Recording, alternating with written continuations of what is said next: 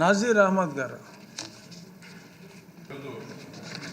ఈ 0 అవర్లో అవకాశం ఇచ్చినందుకు ప్రత్యేకమైనటువంటి ధన్యవాదాలు తెలుపుతూ, గుంటూరు ప్రభుత్వ ఆసుపత్రి కోస్తాంధ్రలోనే అతిపెద్ద ఆసుపత్రి.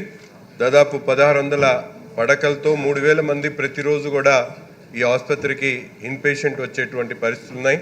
రాత్రిపూట యాక్సిడెంట్స్ కానీ అత్యవసరమైనటువంటి ఏది జరిగినా కూడా దాదాపు 800 మంది పేషెంట్స్ అక్కడికి వచ్చేటువంటి పరిస్థితులు. కానీ గత 5 సంవత్సరాల్లో ఎఫ్ఎన్ఓస్ ఎంఎన్ఓస్ని నియమించకపోవడంతో దాదాపు ఎవరైనా రాత్రిపూట యాక్సిడెంట్ అయ్యి ఇన్పేషెంట్గా వచ్చేటువంటి వాళ్ళని తీసుకొని వెళ్ళడానికి కనీసం సహాయం చేసేటువంటి ఎఫ్ఎన్ఓస్ లేకపోవడంతో చాలామంది హాస్పిటల్ దాకా అంబులెన్స్లో వచ్చి అక్కడి నుంచి లోపల తీసుకొని వెళ్ళడానికి పేషెంట్కి సంబంధించినటువంటి అటెండర్స్ కూడా అనేక రకాల ఇబ్బందులు పడుతున్నటువంటి పరిస్థితులు ఉన్నాయి.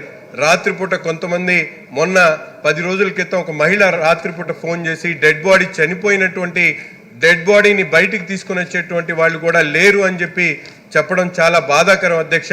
అటువంటి పరిస్థితుల్లో దాదాపు 204 మంది అవసరమైనటువంటి ఎఫ్ఎన్ఓస్లో ఈరోజు రిటైర్ అయినటువంటి వాళ్ళు కానీ చనిపోయినటువంటి వాళ్ళు కానీ దాదాపు 90 మంది ఉన్నారు. 105 మాత్రమే పనిచేస్తూ ఉన్నారు.